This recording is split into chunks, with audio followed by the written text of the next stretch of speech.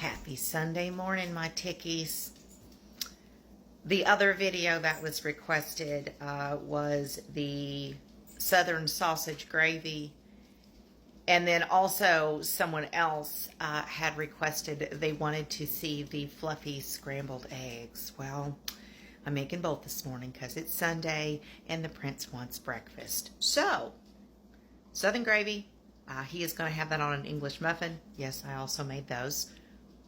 If you want a video on the English muffins, let me know because it's about time for me to make some more. But we're going to do Southern sausage gravy and we're going to do fluffy eggs. So come along with me. All right, babies. I make my gravy either in a cast iron skillet or I will do it in a saucepan. We're going to do it in a saucepan today. Pick your sausage of choice. I like Jimmy Dean regular. I like Wampler's spicy. And then Tennessee Pride's mild is pretty good as well. The pork sausage I love the most is actually a butcher blend. And I haven't been able to get my hands on that for a while. So I'm going to cut a hunk off of here because I'm only making gravy for one. So you can kind of see it's about 3 lines. That, y'all, don't ask for measurements. You know, we don't measure in the South. At least not in this house, we don't. But you want the pan to be kind of warm, which I've already done that. Put your sausage in and brown your sausage, okay? All right, now on to the soft scrambled eggs. 3 eggs is basically what I use for him. Please don't leave any shells in there. It happens. Get it out, though. There you go. All right, 3 eggs. I will use either half and half or heavy cream. Right now I have some half and half. So just a little. Really, the big thing with this is people don't scramble their eggs enough before you start to cook them. You need to scramble them a lot, like a whole lot. When you think you've scrambled them enough, scramble them for another 30 seconds at least. And then how you cook them will determine how fluffy they are as well and how long you cook them. There's a couple of different methods. If you like your eggs a little flatter, you won't mess with them as much. If you really like your eggs fluffy, you'll move them around in the pan a little bit more while you're cooking, okay? So you think you're done here. You're not. Keep going. Keep going.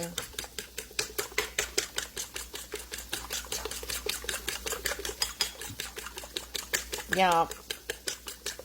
Do not season your eggs until after they are cooked. Now, that's about enough, probably. You see how long I've scrambled this, you guys. We're still going. All right, I'm not going to cook these until I'm ready to serve him, meaning everything else is done. Timing is a big thing. If you want all your food to be hot at the same time, you have to learn how to time your cooking. So the gravy takes the longest. He's actually going to get bread because the English muffins weren't any good, so we will be making some more of those today. So I'll start the toast about 3 minutes before I think the gravy is going to be done because that's about how long it will take the toast. And the eggs are the very last thing. The gravy can sit off to the side while I'm cooking the eggs and it will retain its heat. All right, back onto the gravy. We're pretty brown at this point, but as you can see, this is really dry. We need some more oil in here so that we can make a roux. You can use vegetable oil. You can use Crisco. You can use bacon drippings. That is totally up to you on what it is that you decide to use. I actually do have some bacon drippings, so I am going to use some. Probably about that much. You're welcome. How much was that? I don't know, maybe a tablespoon and a half, I guess, if you want to call it a measurement. All right, now, anytime you're making something savory, salt and pepper is a must, unless you are adding something that replaces one of those things. Like when I make Alfredo, I don't tend to salt it because Parmesan cheese is very salty. So we're going to put in a nice little hefty dose of salt. That was probably at least a teaspoon. We're going to put in a bit of pepper because my prince likes pepper. If you're not a big pepper person, don't put as much in. There you go. All right, salt and pepper. Cook the salt and pepper in there a little bit, and then you can add all-purpose or self-rising. It doesn't really matter. You don't want this to be too wet because it needs to soak up most of the oil, but you also don't want it overtly dry. Okay? That's actually pretty good. I like the way that looks.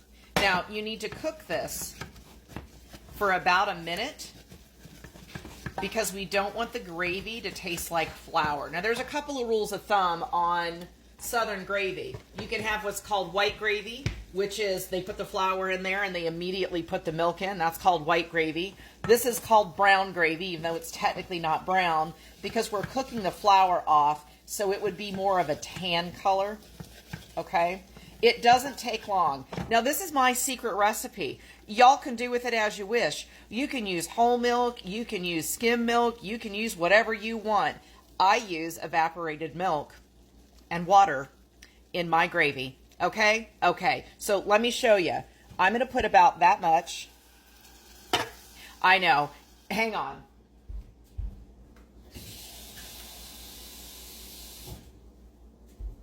And about that much water. This is a small saucepan, okay? There you go. Why do I use evaporated milk? Probably a couple of reasons. One, that's the way my mama taught me. Probably the reason that she used evaporated milk was because it was cheap. It was cheaper than regular milk. The regular milk we used for drinking. Evaporated milk I use for cooking. I'll use that in my mac and cheese. I'll use it in any type of a cream-based sauce. It's shelf-stable. There's several different reasons why.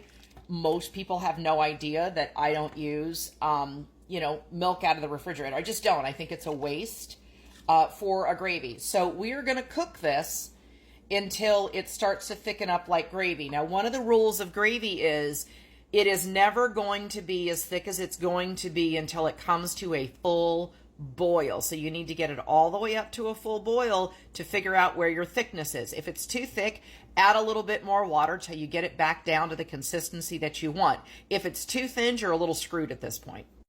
All right, so we're getting to about where we want to be. This hasn't come to a boil yet, but you see how this is really starting to get thick. Okay, see how that is? That is right about where I want my gravy. If you like it thicker, make it thicker. If you want it thinner, make it thinner. But that's about where the prince likes his gravy. There you go.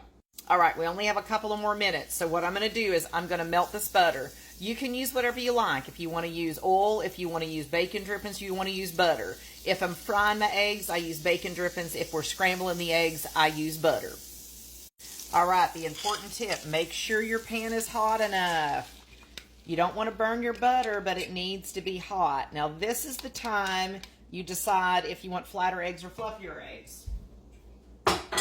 If you want flatter eggs, you basically just start pulling it from the bottom and in like this, right? And you keep doing that until your eggs are done.